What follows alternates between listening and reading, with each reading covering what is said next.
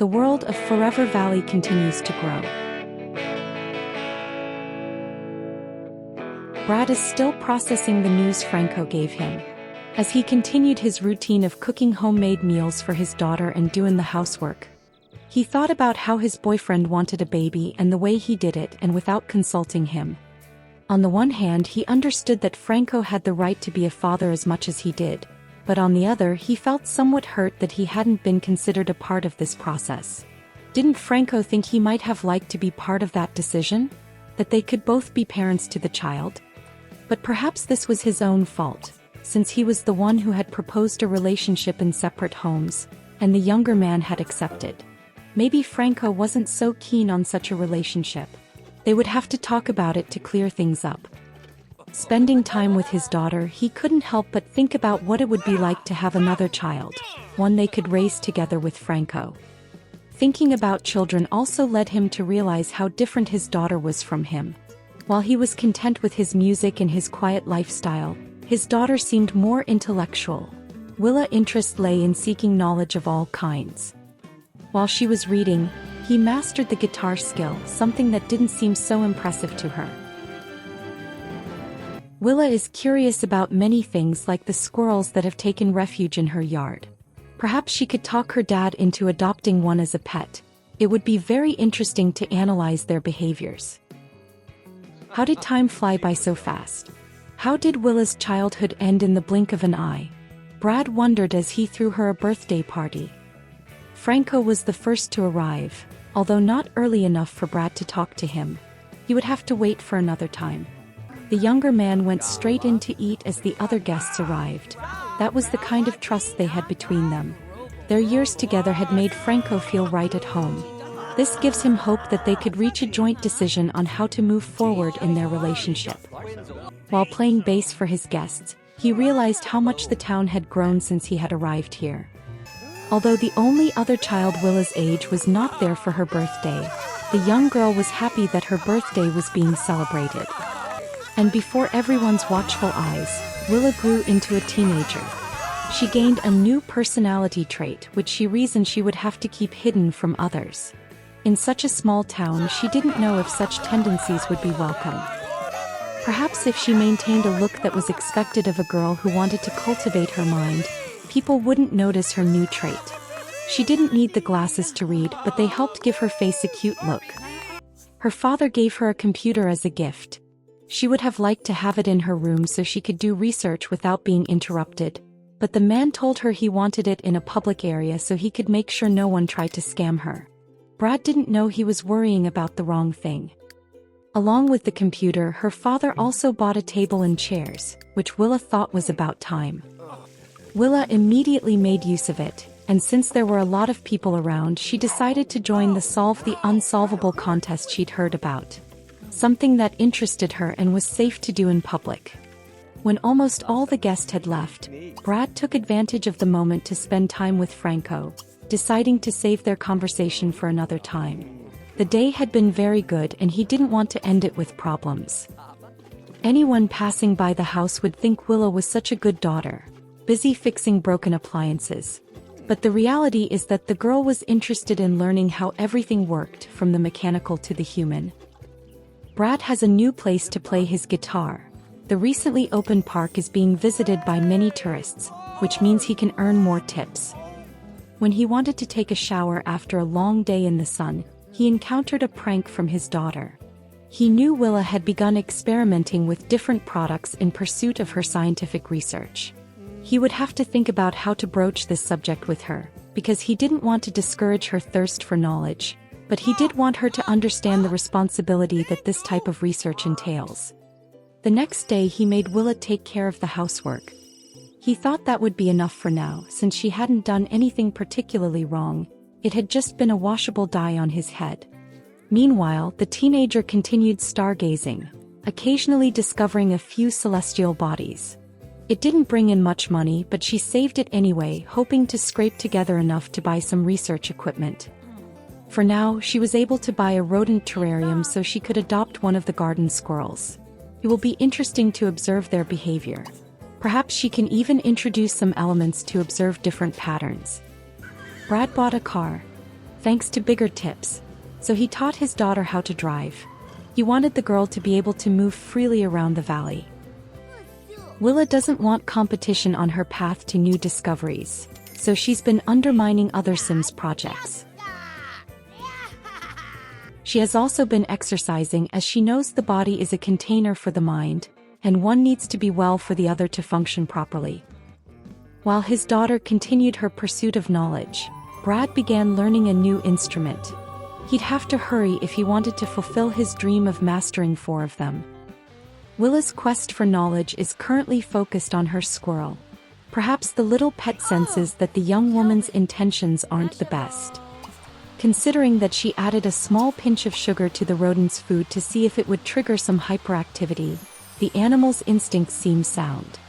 Unaware of his daughter's experiments, Brad continues to pursue his musical thirst. A paparazzi he doesn't know offered him some money in exchange for playing bass for tips. Since it was such a good opportunity, the man jumped at the chance. Alone at home and unsupervised, Willa decided to hack into the Ministry of Science's database. Perhaps she could borrow some interesting ideas to make new researches.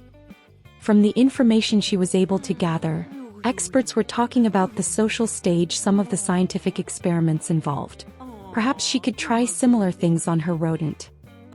Maybe it's time for Brad to pay more attention to what his daughter is doing, instead of focusing on his music or his problems with Franco. Will the man ever realize the path his daughter is taking?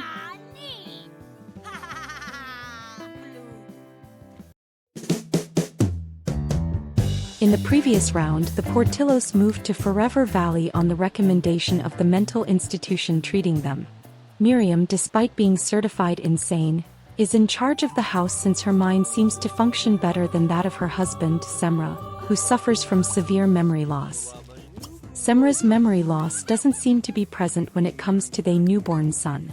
Perhaps the man forgets to get dressed most of the time, but he always attends to his son when he needs him. The way the man takes care of one may be a little questionable, but it is genuine. Miriam bought an easel to see if it would pique her husband's interest. Semra celebrated the new purchase, but forgot about it as soon as he turned his back. For herself she bought a beehive, since the bee's products can be used in her elixirs. She's sure wearing a swimsuit is the best strategy to collect honey. The woman is convinced that if she uses 50 elixirs on other Sims or herself, she will achieve mastery of the skill. She believes this will earn her points with the doctors who treat her madness. Her husband didn't seem interested in the easel she bought him, so Miriam decided to try her luck herself. Perhaps she could express in paintings what her mind conjured up. Among all the things she has to do and attend to, she always makes time to spend a little while with her son. Little Juan's birthday has arrived. He's now a toddler and can interact a bit more with his parents. Miriam wants to keep a close eye on him to see if he's inherited any of their mental health issues. She can't help but brag that her son is such a cutie. The child has good genes, she reasons, looking at her husband. One day Semra found an easel in his dining room. He didn't know where it had come from, but he thought it was a good opportunity to test if he had any artistic talent. Miriam was thrilled that her husband had at least noticed the object. She stayed close to him, serving a dual purpose, teaching her son to walk and seeing if her husband could at least complete one painting. She did various chores around the house, and when she finally went to sleep, her husband was still painting. Perhaps Semra had discovered a skill he could develop? Miriam hoped so. Of course, her husband's forgetful mind meant that she was the one who had to sell the painting. The important thing is that the man still remembers his son. Doing gardening in the rain while wearing formal attire? Of course. Miriam has to let out her crazy impulses somehow. Speaking of impulses, the woman had a very strong one. She was sure it was time to give one a sibling. She waited for a moment of clarity from Semra to propose it. The man agreed. Or at least it seems so.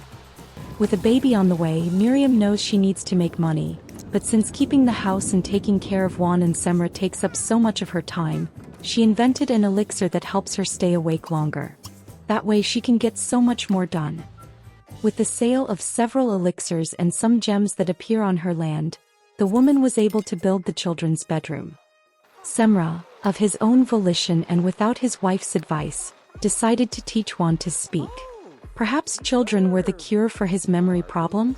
Just in case Miriam didn't interrupt him in any way, lest he forget what he was doing.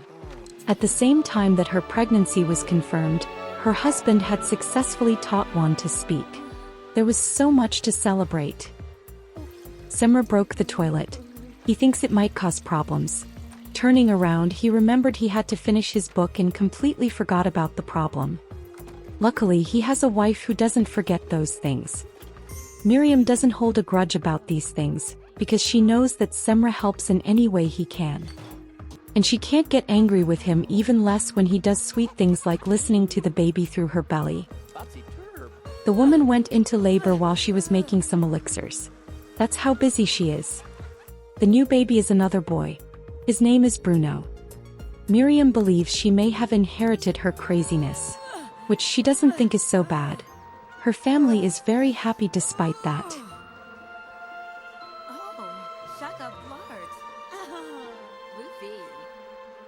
And that's it for today's episode.